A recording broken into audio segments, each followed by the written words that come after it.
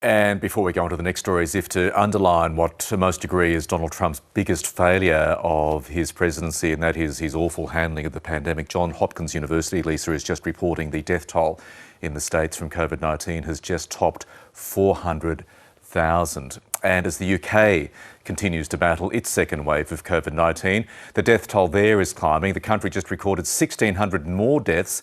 That is the biggest figure reported in a single day since the pandemic began. That means the country's mortuaries are struggling to keep up with the demand. Australian expat Rose Carbon faces this reality every day in her role as a mortuary assistant at one of London's largest hospitals. She joined me earlier. I'm exhausted. I think everyone in the healthcare industry is at the moment, whether that's on the ward with the patients or where I work in the mortuary as well. And we've just had another day hitting new heights of COVID-19 deaths in the UK. What does that mean for what you do? Well, we're at capacity. It's not just the hospital I work for, but every mortuary. I think people don't understand what happens behind closed doors after that person passes away, what happens next. We're there to deal with the aftermath, which at the moment is devastating. We do this every day. We work with death every day. But at the moment, in the midst of a pandemic with no end in sight at the moment, it's heartbreaking to see how many people are coming through our doors. So how does it change the process at the mortuary? Specifically for those working in the mortuary, our staff, our technologists, our porters, our pathologists, everyone is heightened in terms of the workload we're doing. We're seeing twice as many people, sometimes 3 times as many people coming through our doors at the moment. We're seeing a backlog of funerals, some people waiting 3 to 4 weeks to bury or cremate their loved ones, which leaves us to deal with the mortality management of that. It becomes quite a logistical nightmare at the moment, I think, to not do our daily workload, where I work with the coronial system as well as the deaths that we experience within the hospital. But this pandemic on top of that, everyone is at capacity, running absolutely overdrive, and it's just exhausting. Rose, we saw terrible scenes out of the US of shipping containers filled with bodies because mortuaries were overrun. What's happening in the UK? You say you're at capacity. The government has stepped in with a lot of our emergency mortality groups. We are trying very, very hard to manage how many deaths we have. I think today's statistic was 1,610 deaths today in the last 24 hours. It is difficult, and I do speak very logistically.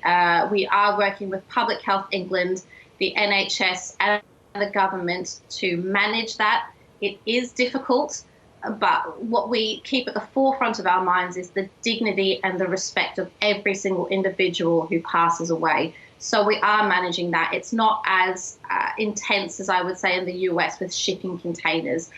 So we're very, very fortunate that we have been, even though this wave is a lot worse than from the first one, we have learnt from the first wave to make it a lot better. When you look ahead, you say you're exhausted. I imagine that's how a lot of your colleagues are feeling as well.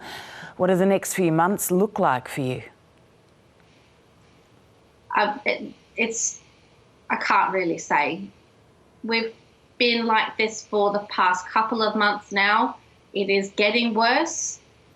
It's just the reality that we're living in at the moment, which is it's hard. It's really, really hard, and we are seeing a lot of people just exhausted physically, emotionally, and at the moment there is no end in sight. Rose Carbon, we're thinking of you. Thank you very much for joining us this morning. Good luck. Thank you very much, Lisa. Our reporter Nick Dole joins us now from London. Nick, good morning. These are the sorts of figures everyone has been dreading.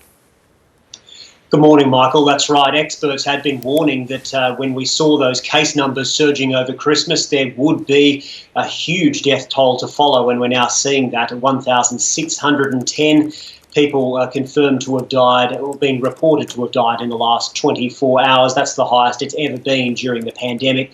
These figures are normally a bit higher at this time of the week due to reporting lags over the weekend, but it still gives you a very clear idea of how serious the situation is. Hospitals in London are really struggling, but increasingly so are hospitals around the country. They're doing everything they can to cope. They're trying to spread their ICUs into other wards. They're bringing in staff from all sorts of other specialties and relying on an army of volunteers as well, because it's really labour intensive, particularly when you have to turn patients over in their beds to keep them breathing. There's about 38,000 patients with coronavirus in UK hospitals, and one person is being admitted every 30 seconds. The good news is that case numbers are coming down. Now, today they were 33,000. While that still might sound pretty grim, that's half what the case numbers were a fortnight ago. So the lockdown is working. The bad news is that that'll take some time for hospitals to see the benefits of that, because there is that lag between the time when someone tests positive and when they get so sick that they need to go to hospital. So some pretty tough weeks ahead on the hospital wards. And there are some new figures, Nick, on just how widely the virus may have been spreading undetected. That's right, some new figures from the Office of National Statistics here in the UK, which has found that about 1 in 10 people in the UK has coronavirus antibodies, which point to a previous infection. And in some parts of England, that's about 1 in 5. So that does suggest that there has been a really high amount of asymptomatic transmission going on as well. Now, we still don't know exactly how much protection those antibodies offer or for how long, but the good news is the vaccine is also coming online to do some protection of its own. The latest count is just over 4 million people in the UK have received their first dose of one of those vaccines, but there is a mountain to climb. The government wants to vaccinate 14 million by mid-February, and judging by the figures, that will be very difficult to achieve, but not impossible. Nick Dole in London, thank you.